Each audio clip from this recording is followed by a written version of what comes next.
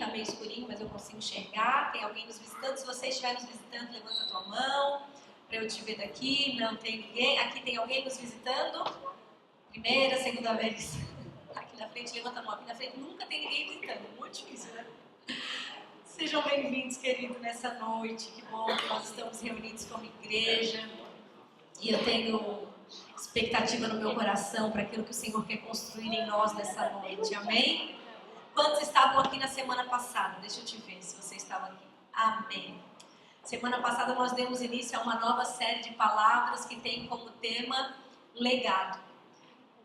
E nós estamos hoje na segunda palavra e durante as próximas semanas nós vamos construir histórias e plantar sementes para que a gente entenda a necessidade de deixar um legado. Eu falei isso na semana passada quando nós estávamos iniciando a série, que o legado é aquilo que você deixa como memorial quando você não está mais nessa vida. É aquilo que você deixa como história, é aquilo que vão falar ao teu respeito. E nós vamos semana após semana trabalhar sobre o que nós devemos ser lembrados. O que o Senhor quer desenvolver no nosso coração. Qual o legado que o Senhor deseja que a gente deixe para esse mundo, para as próximas gerações. Semana passada eu falei sobre fé. E hoje eu quero falar com vocês sobre o legado da obediência. E vocês vão prestar atenção no decorrer das semanas que a gente vai construindo como se fosse uma escada mesmo, né? A gente vai subindo um degrau após o outro e que as palavras elas estão conectadas. Faz muito sentido uma palavra com a outra, porque essa é a construção do legado. Amém, querido? E hoje nós vamos falar sobre o legado da obediência. E sempre que eu falo de obediência, que eu penso na palavra obediência, eu penso num texto que Jesus falou, que está lá no Evangelho de Mateus, no capítulo 7, no versículo 21, um texto bem conhecido, quando Jesus fala que muitos falam sobre o seu nome, mas nem todos aqueles que dizem Senhor, Senhor, entrarão no reino dos céus. E quem entrará no reino dos céus? Aquele que faz a vontade do meu Pai, aquele que obedece, aquele que se empenha a ser obediente à vontade de Deus. E hoje nós vamos entender a importância de nós deixarmos como legado a semente da obediência, ensinarmos sobre ser obediente, sobre os frutos que a obediência gera na nossa vida. Lá em Deuteronômio, no capítulo 5, versículo 29, logo após Moisés ter ali a revelação de Deus, dos 10 mandamentos, Moisés volta para o povo.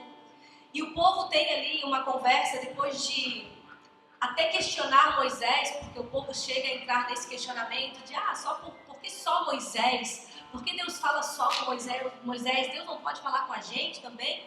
E eles entram nessa discussão, Moisés vai e recebe de Deus a revelação dos 10 mandamentos, Moisés volta para o povo e o povo tem um lapso de consciência dos céus. E no versículo 29, depois de o povo reconhecer que Deus estava falando através de Moisés e que aquilo que Moisés estava trazendo era da parte de Deus como orientação para o povo, Deus fala para aquele povo, quem dera que eles tivessem tal coração que me temessem e guardassem todos os meus mandamentos por todos os dias. Para quê? Para que bem lhes fosse a eles e aos seus filhos para sempre. Aqui está falando de legado. Que a obediência, ela não é um fruto apenas para desfrutarmos enquanto estivermos aqui para a nossa própria vida. Mas quando nós decidimos caminhar em obediência, os nossos filhos provarão do fruto dessa obediência. Provarão do fruto dessa semente chamada obediência. Então o ponto principal nessa noite que nós precisamos entender e desenvolver é: a obediência é uma semente que gerará frutos para as próximas gerações, partindo de nós. E eu quero dar alguns exemplos bíblicos de homens que foram obedientes em diversas situações, para que a gente possa aprender com eles e aplicar esse nível de obediência nas nossas vidas. E eu quero falar de um homem que eu terminei falando sobre ele na última semana. E eu deixei esse gancho porque eu disse que este homem ele tinha uma fé que o fez ser extremamente obediente. Eu não sei quantos lembram, quem quer adivinhar e chutar de quem que eu estou falando? Quem estava na palavra semana passada? Amém? Alguém? Não? Abraão. Semana passada eu falei que Abraão foi um homem de fé. Uma fé perseverante, uma fé viva, verdadeira, que o levou a ser obediente. E hoje eu vou falar de novo de Abraão, porque foi essa obediência de Abraão, fruto de uma fé verdadeira, que fez com que as nossas vidas hoje fossem alcançadas. Abraão, ele foi provado no Monte Moriá. Se você não conhece a história de Abraão, vou te contextualizar brevemente, mas Abraão, já quando tinha uma certa idade, Deus tinha dado uma promessa que ele seria pai de multidões. Um anjo aparece para ele, para sua esposa Sara, falando sobre essa promessa. Ela ri porque ela já era de idade avançada, como diz a palavra. Então ela não acredita. Como eu, sendo de idade avançada, vou gerar um filho? E no meio do caminho, eles tentam dar uma ajudinha para Deus. E você já percebeu que sempre que a gente quer dar uma ajudinha para Deus, a gente faz algo que não deveria fazer? Sabe assim, quando Deus fala para você algo, que Ele tem uma promessa e Ele te pede para ter uma posição de obediência, de fé, de perseverança. E aí você está ali naquele processo, mas os teus olhos ainda não estão vendo. E aí você tenta dar um jeitinho para ajudar Deus. Pois é, Abraão e Sara fizeram isso. E ele teve um outro filho, Ismael, que não foi fruto de Sara, nem da promessa, porque era de uma escrava.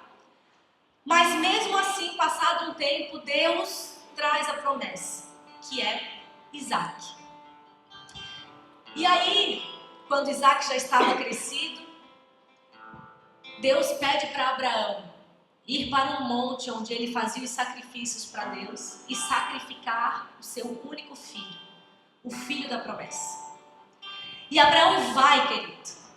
Abraão prepara o holocausto do sacrifício, sobe o Monte Moriá, disposto a entregar Isaac.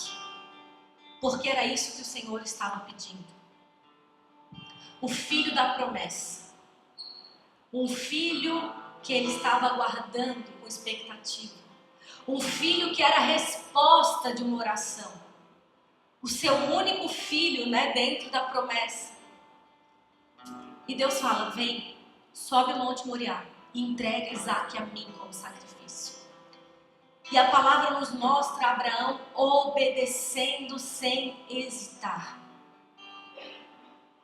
E aí o mais incrível durante esse processo de subida do monte é que Isaac pergunta para o pai. Porque Isaac não sabe o que vai acontecer, e nem Sara, Porque imagina Abraão contar para a esposa dele, eu vou subir um monte, porque Deus me pediu para sacrificar Isaac. Então eu vou subir, vou sacrificar. Imagina, nenhuma mulher, mãe, sã consciência deixaria esse homem sair por mais fé que ela tivesse. Amém? Por isso que Deus falou com o homem, não foi com a mãe. Sobe lá. E Isaac pergunta para o seu pai, pai, cadê? Cadê o cordeiro? E aí sabe o que Abraão fala para Isaac? Deus vai prover o cordeiro. Porque no seu coração ele já tinha decidido obedecer. Por quê? Porque ele confiava em Deus acima de todas as circunstâncias terrenas. Ele era um homem de fé, um homem obediente, um homem de relacionamento com Deus, um homem de intimidade com o Pai. Então ele não hesitou quando foi pedido para que ele fizesse algo que parecia loucura.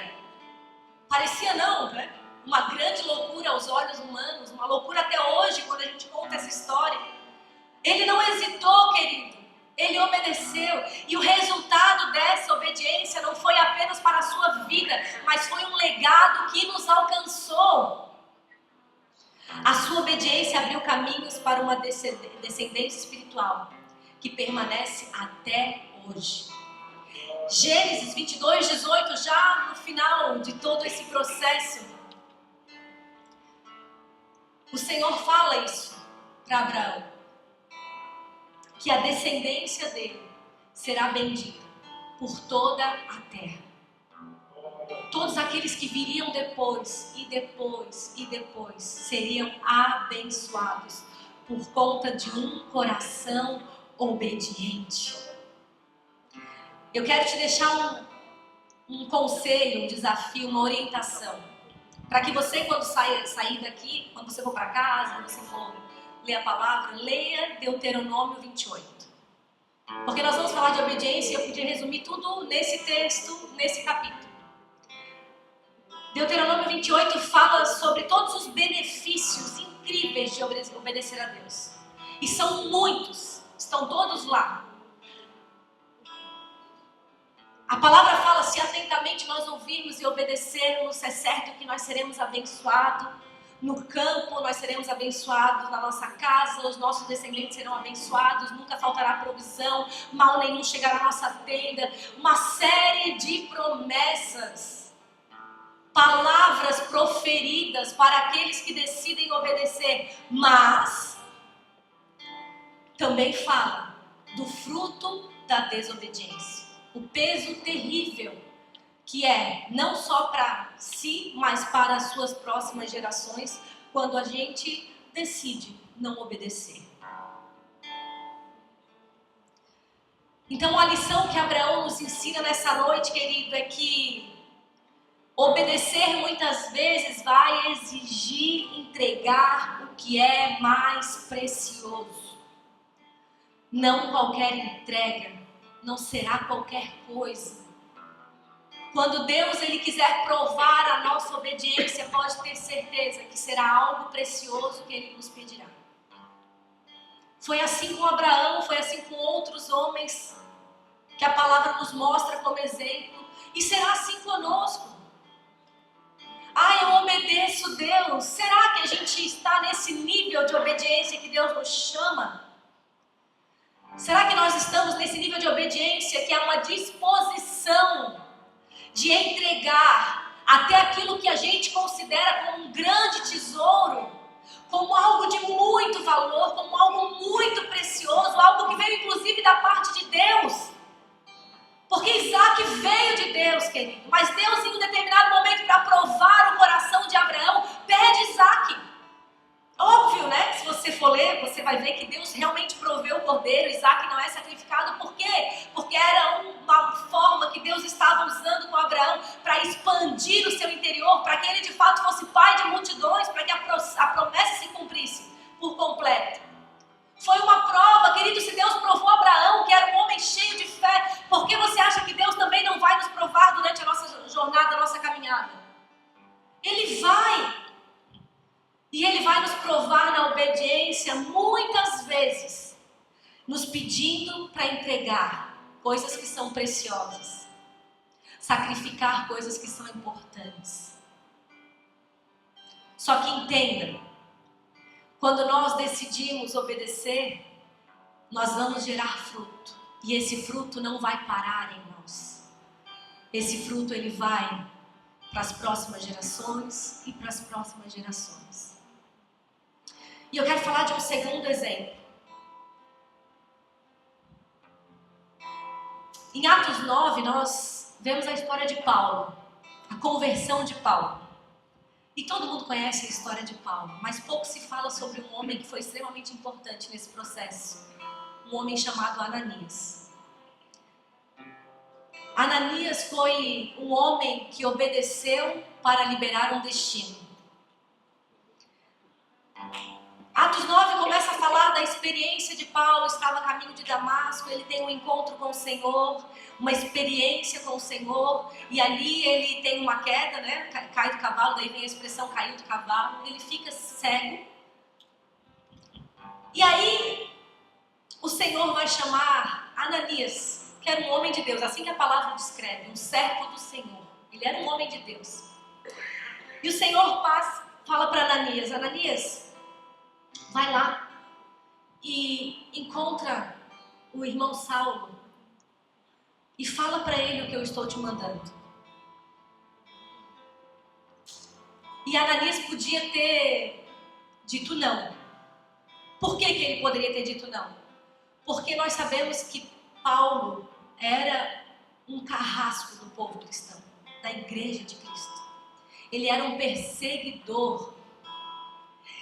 Mas Atos 9, 17 e 18 diz o seguinte: Então Ananias foi. E ele entrou na casa, impôs as mãos sobre Paulo e disse: Saulo, irmão, o Senhor Jesus que te apareceu no caminho por onde vinhas, me enviou para que tornes a ver e sejam cheios do Espírito Santo. O versículo 18 diz que imediatamente caíram como escama dos seus olhos. E Paulo voltou a ver. Em seguida se levantou e foi batizado. E nós vamos continuar a leitura vendo que Paulo comeu, se alimentou, ficou forte e foi seguir a sua jornada de apóstolo. Ele foi se tornar um apóstolo, um dos maiores, sem parar. Só que Ananias aqui foi um instrumento poderoso de Deus que resolveu obedecer uma direção para que o destino de Paulo fosse liberado. Ele podia ter resistido, querido. Ele podia ter negociado com Deus. A palavra até mostra que ele fala: Deus tem certeza? Mais ou menos assim, né? Deus tem certeza? Aquele Saulo, aquele que persegue o povo de Cristo, aquele mesmo que mata, que é carrasco, o perseguidor, esse homem, eu tenho que ir na casa dele, ele é cruel, tem certeza?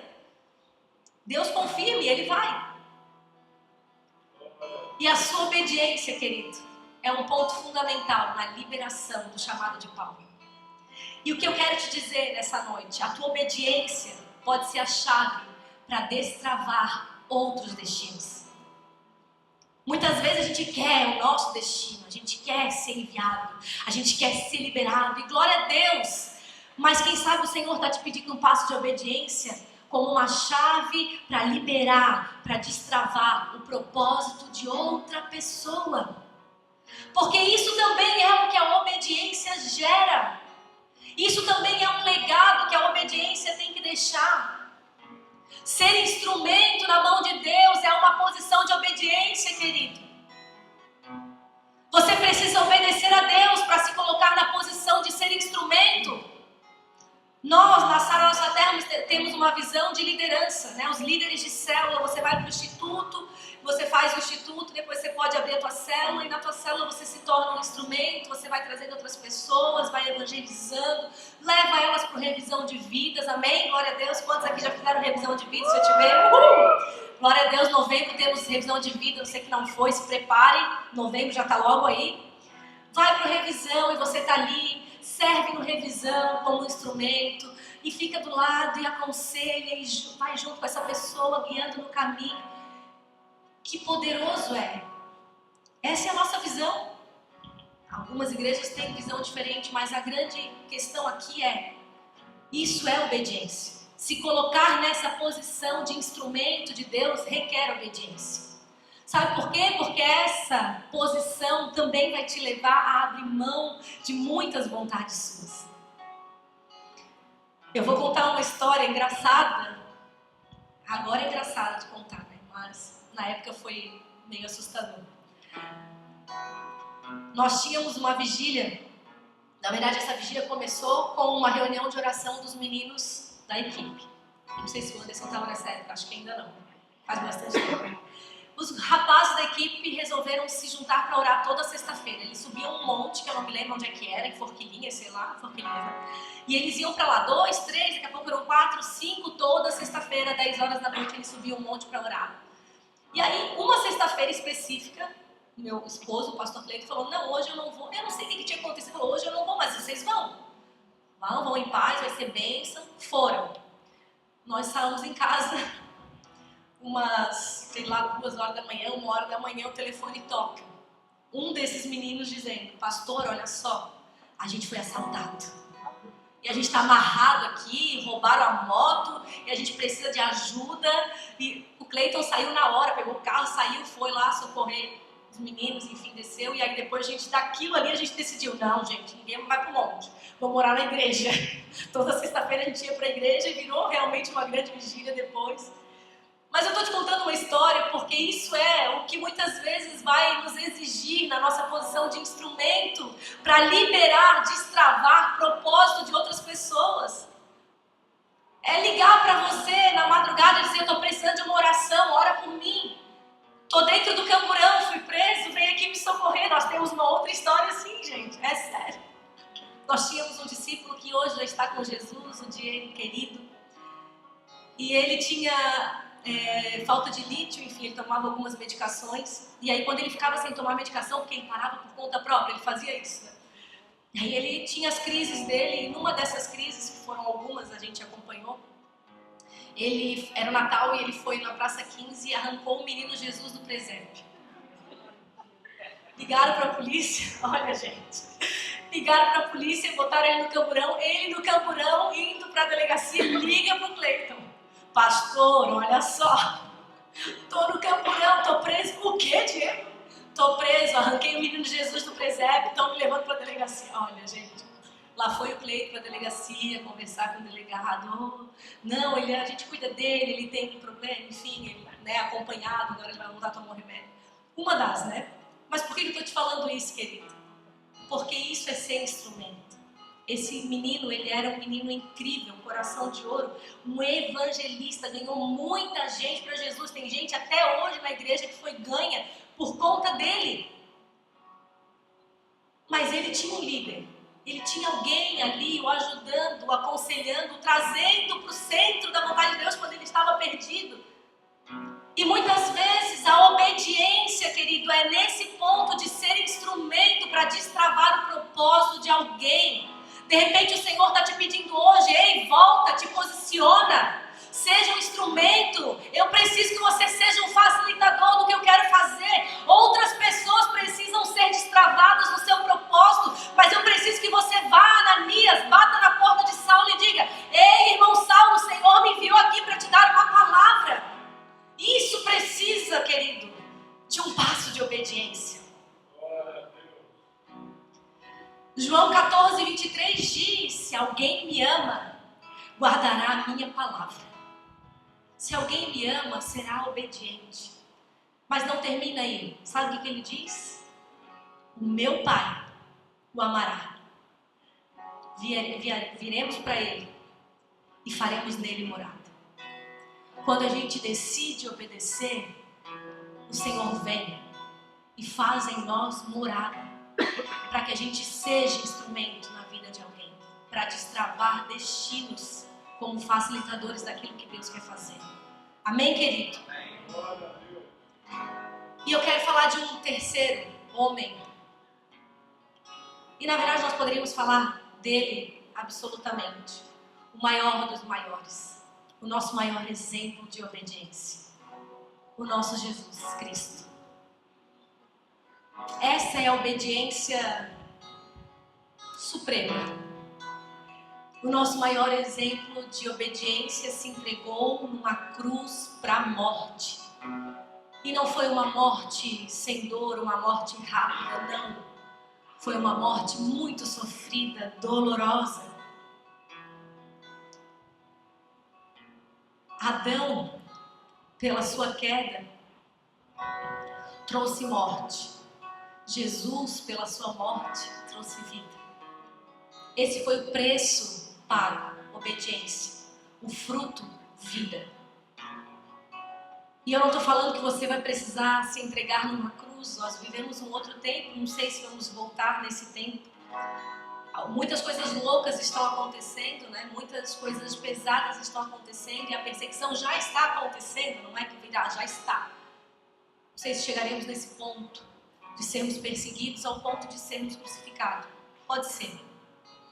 Mas de repente a morte que o Senhor está te pedindo para que haja vida é uma morte simbólica de outras coisas. Outras coisas precisam ficar na cruz para que essa obediência que Cristo nos mostra floresça no nosso coração. Para que essa obediência que traz vida, ela possa acontecer. Filipenses 2,8 descreve toda a humilhação diante da obediência de Jesus. Que apesar de ser Deus, assumiu uma forma humana para pagar um preço por mim e por você. Isso é obediência. E esse é o nível de obediência que o Senhor nos chama a ter, querido. Uma obediência que se entrega na cruz todos os dias, que mata as suas vontades, que mata os seus pecados, os seus vícios, os seus deslizes, que mata aquilo que afasta da vida que é Cristo. É preciso obediência para matar a carne, querido. Ninguém mata a carne só porque eu quero. Não, eu preciso obedecer a vontade do Senhor, que é absoluta. Eu preciso obedecer o que Ele me instrui. O que Ele me instrui na palavra. O que Ele me mostra na palavra. Quais são as coisas que me afastam dEle, que eu preciso levar para a cruz e sacrificar. Isso é obediência. É necessário um passo de obediência. Não é sentimento apenas, amém? Não é só eu estou sentindo, não, eu obedeço. Eu obedeço porque eu sei que eu preciso deixar na cruz, eu preciso entregar, eu preciso matar, para que haja vida, porque esse é o fruto da obediência. Vida. E aí de repente você olha e vê sua morte. Nada tem florescido, nada tem acontecido, nada muda. Será que os nossos olhos não deveriam ser diferentes? Será que eu tenho obedecido? Será que não tem faltado um passo de obediência, um passo de entrega, um passo de sacrifício, de morte mesmo, para que haja vida naquilo que eu ainda não estou enxergando? Nas coisas que eu ainda não estou conseguindo ver a mudança? Nós precisamos nos questionar, querido. A nossa obediência pode custar tudo, mas nunca será em vão. Nunca. Obedecer a Deus nunca é em vão, e a palavra nos mostra isso. Todos os homens que obedeceram, até parece assim, numa visão superficial, que iam perder alguma coisa, que não iam ter resultado nenhum, mas não, a palavra nos mostra que a obediência sempre gerou fruto.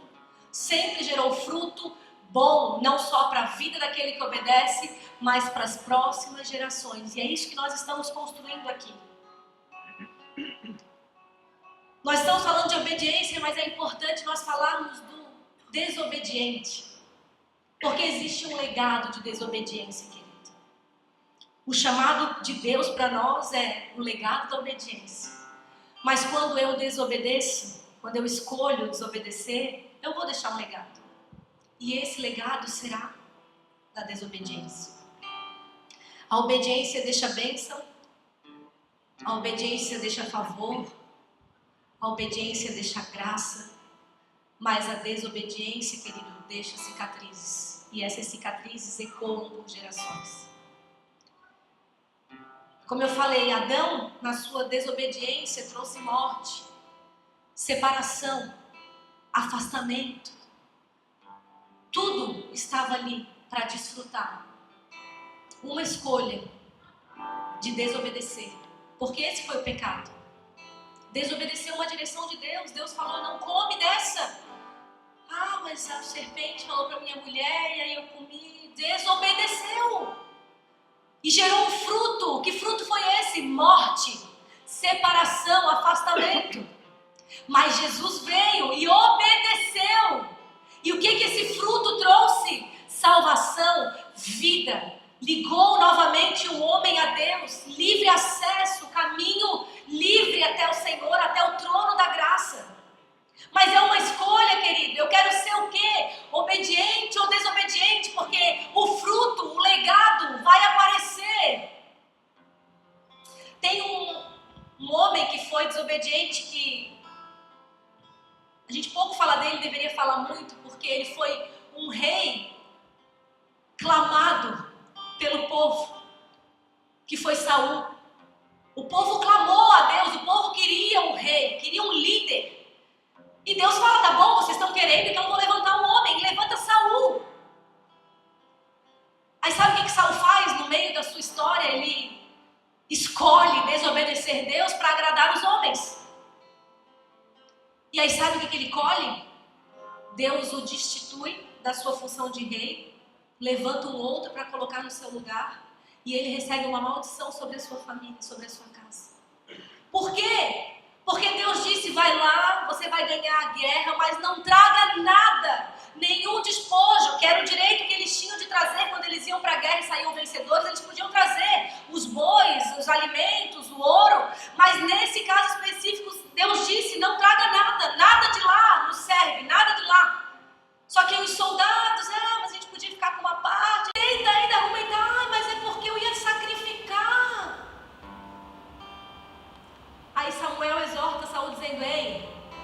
obediência é melhor do que sacrifício.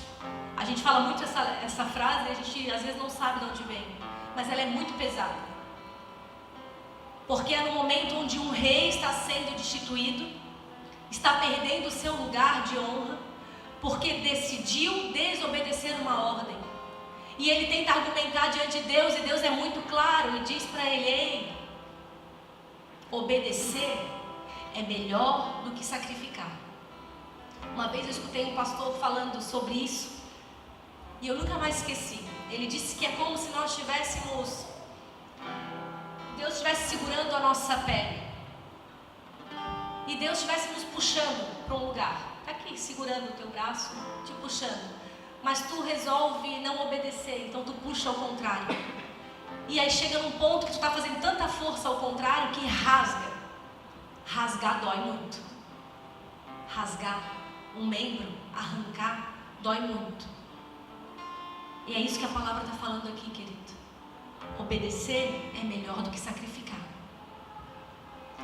Não adianta nada oferecer sacrifícios a Deus se o nosso coração não é um coração obediente. Não adianta orarmos, cantarmos louvores, entregarmos uma oferta. Escuta o que eu estou te dizendo, querido, porque a palavra inclusive fala isso. Se tiver algo contra alguém, vai lá te acertar, deixa a tua oferta, vai lá e te acerta, se tu não tiver como te acertar antes de entregar. Então é muito sério isso. E não adianta nós fazermos tudo isso como um ato religioso se o nosso coração não decide ser um coração obediente. Se o nosso coração não decide ser um coração que vai deixar um legado de obediência. A obediência de Abraão abriu uma herança. A obediência de Ananias liberou um destino. A obediência de Jesus nos trouxe salvação. A desobediência de Adão trouxe morte. A desobediência de Saul custou um reino. A nossa obediência pode abrir portas para os nossos filhos, para os nossos netos, para os discípulos, para toda uma geração que virá depois. Destravar propósito, destinos, abençoar, proteger, guardar, porque isso é o fruto da obediência. Mas a nossa desobediência também pode impedir as próximas gerações de alcançarem o favor do Senhor. Então o convite de Deus para nós nessa noite é: se posicione com um coração obediente. Se for para ser um instrumento, seja. Se for para sacrificar algo, entregar algo, entregue. Se for preciso matar algo na cruz, faça. Mas decida, porque é uma decisão. É uma decisão em fé. Por isso que nós falamos de fé semana passada. Porque só decide pela obediência quem já decidiu pela fé. Eu quero te convidar, querido, a se colocar de pé nessa noite.